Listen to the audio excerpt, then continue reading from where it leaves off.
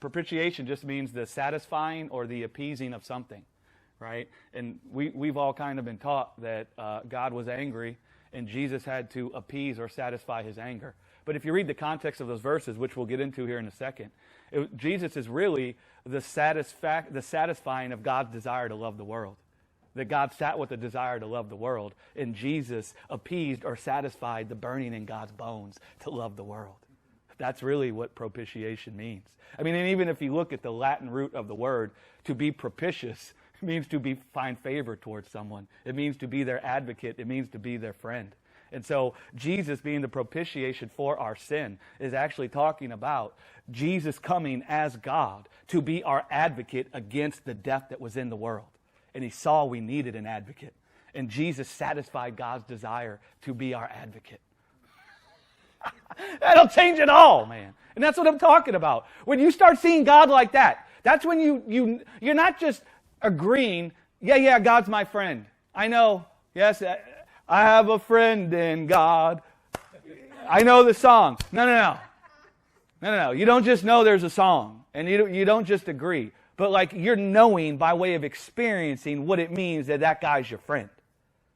Right? It says, my little children, these things I write unto you, that you sin not. And if any person sin, we have an advocate with the Father. Now, real quick, when you look at that in the Greek, what it means is we have an advocate if we sin according to the will of the Father. That's how it actually reads.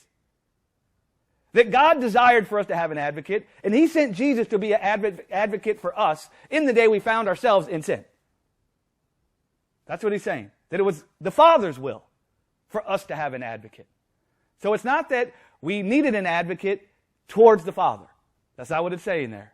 It's saying that the Father's will was that we would have someone to stand next to us in the day we found ourselves having our nakedness uncovered, and we found ourselves being accused, and we found ourselves with the death in the world trying to work condemnation in us. The Father desired that there could be an advocate with us in that place to comfort us in that moment by persuading us that we weren't orphans in the earth, but that we had a Father who loved us, whose good pleasure it was to remove the sentence of death that hanged over us, that it was to remove the sin that so easily beset us as far as the east is from the west. We had a Father whose good pleasure it was to justify us and to prove what he said was true when he said, it is good when he made man. That's the whole point that he's making there.